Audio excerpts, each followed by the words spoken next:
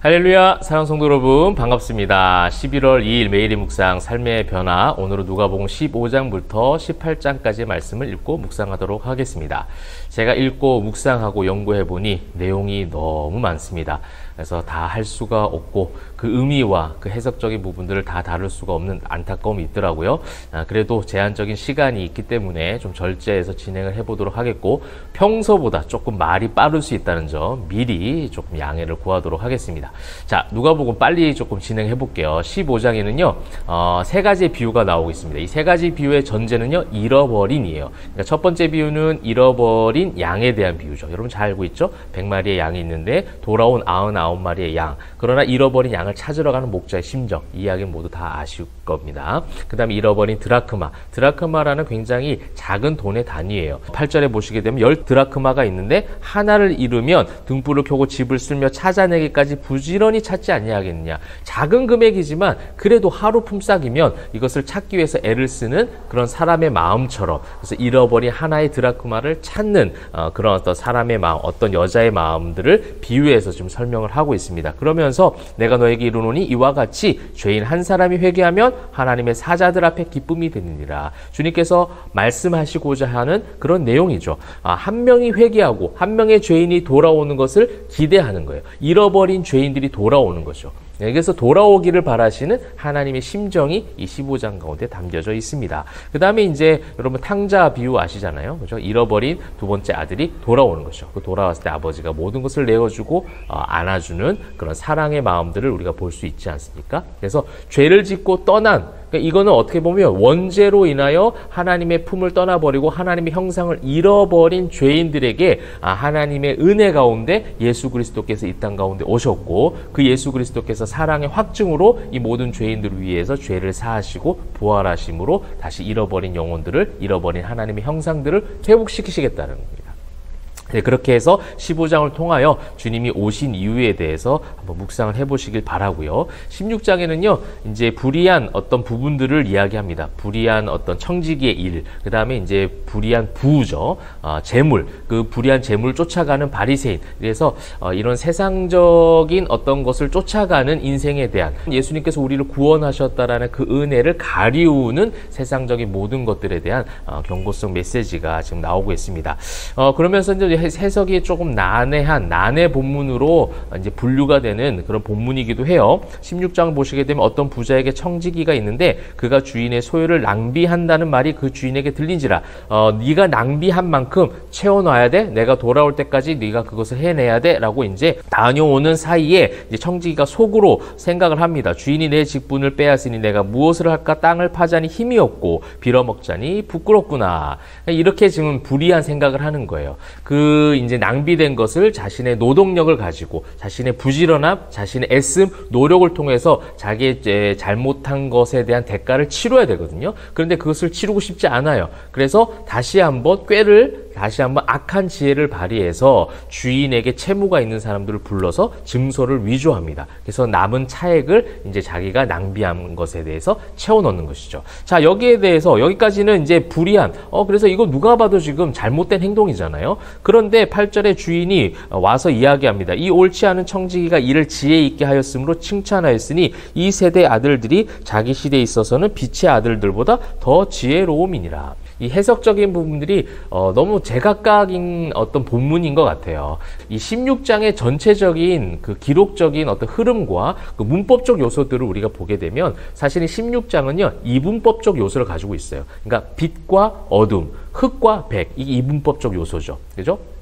이 성경에서 자주 나옵니다. 하늘과 땅, 그죠? 하늘나라와 그 지옥, 이 모든 것들을 나누는 이분법적 사고가 고대 이제 그 기독교 역사 가운데, 초대교회 가운데 많이 사용이 되었어요. 그 사용이 된 이유가 뭐겠습니까? 이 진리를 사용할 때 그것을, 이 이분법적 사고를 이분법적 어떤 기록에 대한 형태를 쓰거든요. 그렇잖아요. 진리는요 확연합니다. 참과 거짓으로 완전히 나뉘죠. 중간에 미지근한 건 없어요. 그래서 이 불의한 청지기 이야기를 이야기를 하면서 지금 빛의 아들들보다 더 지혜롭다라는 그 이분법적 사고를 누가가 기록하면서 그 안에는 반어법적 요소를 넣는 것이죠. 그러니까 여기서 지금 너 불의한 청직이 참 지혜롭구나 한 것은요, 그건 진짜 지혜로워서 한 얘기가 아니라 빛의 아들들보다 지혜롭다라는 것은 악한 불의한 청직이, 악한 세상은 이렇게 예수 그리스도를 믿고 참된 신앙인으로 살아가는 의로운 자들보다 악한 것에 더 많은 꾀를 쓰며 지혜롭게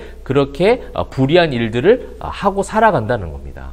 이게 어떻게 보면 이제 그 9절부터는요, 내가 너희에게 말하노니 불의의 재물로 친구를 사귀라. 그리하면 그 재물이 없어질 때 그들이 너희를 영주할 처소로 영접하리라. 이게 굉장히 어렵게 지금 누가가 좀 써놨어요. 이 누가가 자기가 지식이 좀 뛰어나다 보니까 그렇게 조금 기록적으로 해석이 난해하게 써놨는데, 이건 뭐냐면 불의한 재물로 친구를 사귀고 따라가면 그것이 다 없어질 때가 오는데 그때 그들이 너희를 영주할 처소로 영접하라. 이 영주할 처소라는 게 결국 죽음이라는 거거든요. 그러니까 끝이 있다라는 거예요. 이 불의한 재물, 이 불의한 일들, 불의한 세상의 모든 것들이 끝이 오는 때가 오는데 그것을 자꾸만 차지하려고 하는, 영위하려고 하는 그 과정 가운데 세상적인 수단과 방법, 이것을 오늘 성경에서 뭐라고 했습니까? 불의한 지혜인 거예요. 그것이 빛의 아들들보다 더 지혜로웠다는 거죠. 그것에 그렇게 표현했다는 거예요. 불의한 것들을 채워가는 그런 불의한 세상의 모든 것들이 종말이 오고 마지막이 올 텐데 너희도 그거 같이 따라가겠느냐? 이것을 지금 이야기하는 겁니다. 그래서 너희가 진짜 충성해야 될 것이 무엇인가? 여러분, 우리가 예수를 믿는다는 것은 무엇입니까? 정말 의롭게 살아가는 거예요. 그죠? 예수님을 따라간다라는 거, 예수님의 마음을 안다는 거, 아까 15장에 그 잃어버린 양, 잃어버린 드라크마, 잃어버린 아들을 그 찾기 위해서 품는 그 하나님 아버지의 마음을 아는 예수 믿는 자들은 이 불의한 세상의 것들을 쫓아가지 않는다라는 겁니다. 불의한 방법을 쓰면 나에게 내 배가 불려지고 내 재산이 더 많아지고 내 삶이 더욱더 윤택해지는 것 같이 착각하는데 그런 착각을 지금 버리라는 거예요. 이거는 어쨌든 불의한 청직이라는 거죠. 아무리 주인이 그 샘을, 빠진 샘을 다 채워 넣었다고 해서 그래서 칭찬한 것처럼 이 비유의 말씀을 했다고 해도 듣는 사람들, 듣는 제자들이 봤을 때는 그 청직이 좀 불의한데? 라고 하는 것이죠. 그 불의한 것을 지금 너희가 쫓아가고 있다라는 것을 이분법적 사고, 그 다음에 그 이분법적 그 어떤 문학적인 틀 안에 반어법적인 요소를 써서 그렇게 설명을 하고 있는 겁니다. 누가가 너무 어렵게 설명을 해놔서 저도 자꾸 어렵게 설명이 되는 것 같은데요. 어찌됐든 지금 말씀하시고자 하는 것은 13절 집 하인이 두 주인을 섬길 수 없나니 그러면서 너희는 하나님과 재물을 겸하여 섬길 수 없다라는 거, 이것을 이야기하고 싶은 거예요. 그래야지 문맥상 흐름이 맞는 거예요. 그죠? 어떠한 수단과 방법을 써서라도 주인의 마음을 시원케 한 그 불의한 청지기가 칭찬받았다, 이런 식으로 해석이 되어서는 안 된다는 거죠. 그래서 그것은 불의한 일이에요. 불의한 방법으로 쌓는 재물은 그거는 하나님을 섬기지 않는 것과 같다라는 거예요. 정말 충성된 제자. 그래서 지금 16절에는 제자들에게 지금 얘기해주고 있는 거죠. 그 제자들의 삶 가운데 너희가 재물을 겸하여 섬길 수 없다. 그런데 지금 보니까 14절에 바리새인들은 돈을 좋아한다는 거예요. 이 종교 지도자들, 이 종교주의자들에게 지금 일침을 가하는 것이죠. 그들은 지금 하나님을 잘 섬기는 것 같지만 결국 재물을 섬기고 있다는 것을 지금 설명하고 있는 것입니다. 그 다음에 뒤에는 한 부자에 대한 이야기, 부자와 나사로에 대한 이야기죠.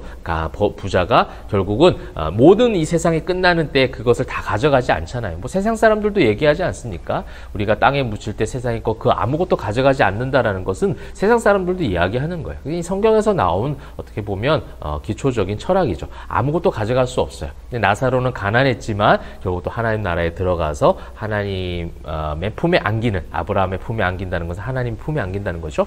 이제 그런 것을 지금 설명하고 있는 것입니다. 그래서 부와 이 재물, 하나님과 재물을 겸하여 섬길 수 없는 이분법적 사고가 16장에 있고, 이것은 결국 진리를 얘기하는 거예요. 하나님을 믿는다는 것은, 예수님을 믿고 구원받는다는 것은 결국 무엇인가, 그 다음에 그 무엇이 일상 가운데 어떻게 살아가야 되는가까지 연결되고 있는 거예요. 그러면서 이제 17장에도 마찬가지입니다. 예수께서 제자들에게 이르시되, 계속 제자들의 진짜 제자의 삶, 제자도에 대해서 대해서 이야기하고 있죠. 한 영혼을 실족하게 하면 안 된다. 용서해야 된다. 그 다음에 그것을 위해서 믿음을 이야기할 때 겨자씨 하나할 만한 믿음만 있었더라면 가능하다라는 것을 지금 이야기하면서 10절에 보시게 되면 이와 같이 너희도 명령받은 것을 다 행한 후에 이르기를 우리는 무익한 종이라 우리가 하여야 할 일을 한 것뿐이니라 할지니라. 우리가 무익한 종이라는 정체성, 그 다음에 우리가 하여야 할 일, 이 두 가지가 나오는 거죠. 그래서 이 균형이 필요한 거예요. 우리는 예수 안에서 무익한 종인 거예요. 주님의 공로로 구원받은 자들, 그렇게 할 때 우리가 하여야 할 일들이 이제 보여지게 되어지고 그 주님의 명령의 말씀들을 비로소 온전하게 순종할 수 있다라는 겁니다.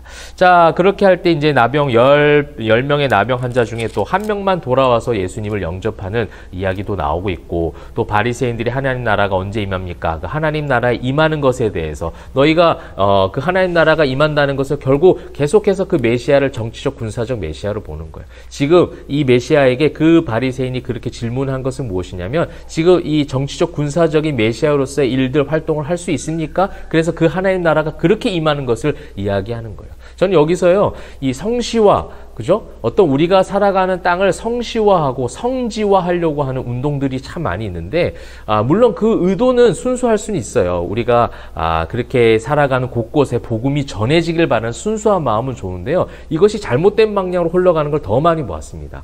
강제적 성시화, 강제적으로 우리가 있는 곳이 성스러운 장소가 되어져야 된다는 것을 의무감에 의해서 만들어가는 경우들이 있어요. 그래서 하나님 나라가 임했다는 거죠. 하나님 나라는 그렇게 임하는 것이 아닙니다, 여러분. 하나님 나라는 우리에게 이미 임한 거예요. 그죠? 이미 그래서 우리는 성전된 성도라고 하는 거죠. 이것이 완벽한 성전 신앙입니다. 그래서 그 성전된 성도들이 세상 가운데 나아가서 빛과 소금의 역할을 감당하는 거예요. 불의한 일들을 하지 않는 거예요. 그게 어떻게 되는 겁니까? 그 장소가 성스럽게 거룩하게 되는 거예요. 그것이 오히려 건강한 성시화 운동이 되는 거죠. 세상으로 나아가서 여러분이 맡겨진 일들을 열심히 하는 거예요. 공부 열심히 하는 거고요. 내게 맡겨진 업무들을 정직하게, 성실하게, 진실되게 감당할 때 그것이 온전한 성시화 운동, 온전한 하나님 나라가 임한 것인 줄 믿으시기를 바랍니다. 그래서 이제 22절부터 하나님 나라가 이제 임하는 때가 온다는 거죠. 하나님 나라가 임하는 마지막 때가 온다는 겁니다. 그 마지막 때가 오는데 이미 너희에게 예수 그리스도를 통해서 이 나라가 임하는 것을 경험했으니 그렇게 기도하고 그렇게 살아가라라는 것을 계속 이야기하고 있습니다. 벌써 정말 이제 18장 빨리 달려왔는데도 아직 한 장이 남아있네요. 18장에는 예수 그리스도가 담겨져 있어요. 이 과부와 재판관의 이야기를 통해서 과부는 기도를 해서 그 불의한 재판관이 자기의 신상에 걱정이 돼서 이제 과부에게 온전한 재판을 열어주는 지금 장면이 나오고 있거든요. 근데 여러분 예수님 어떻습니까? 기도했음에도 불구하고 불의한 재판관이 이것이 잘못된 것을 알매도 자신의 신상이 두려워서 오히려 예수님 십자가형에 집행을 하잖아요. 이제 그거를 여러분 염두에 두고 읽으시면 좋겠어요. 정말 의로움이 무엇인가? 예수님은 그 십자가 의로운 길을 본인이 가셨다라는 거예요. 어떠한 누구도 의로울 수가 없다라는 겁니다. 근데 의롭다라고 말하는 그런 바리새인들, 의롭다라고 말하는 부자 청년, 그런데 거기와 상반된 어린아이를 오는 것을 용납하라. 그러니까 예수님이 정말 어린아이 같은 심정으로 하나님께 순종해서 십자가를 지셨다라는 것이죠. 그래서 순환 예고도 18장에 나오는 거예요. 그리고 제자들은 깨닫지 못하고 있는 것이죠. 그래서 31절부터 33절 예수님의 십자가와 죽음, 이제 예수님의 십자가를 준비하는 본격적 장면들이 나오는데 제자들이 이것을 하나도 깨닫지 못하고, 그러면 이제 35절부터 깨닫지 못한 것을 비유하는 하나의 이야기, 한 맹인, 여리고 맹인을 치유하는 사건이 등장하고 있습니다.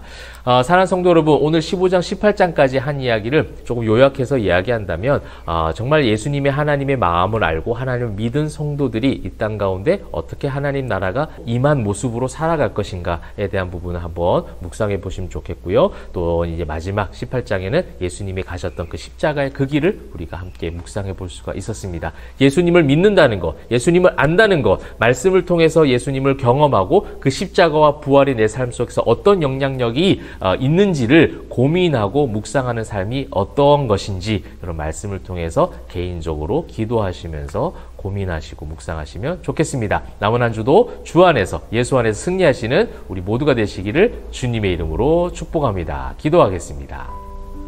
사랑과 은혜가 풍성하신 하나님, 예수 믿는 성도들이 이 땅 가운데 하늘나라가 임한 것처럼 살아가길 소망하오니 주여 남은 한 주 가운데 그렇게 일상에서 빛된 주님의 제자들로 살아갈 수 있도록 인도하여 주시옵소서. 감사드리며 살아계신 예수 그리스도의 이름으로 기도합니다. 아멘.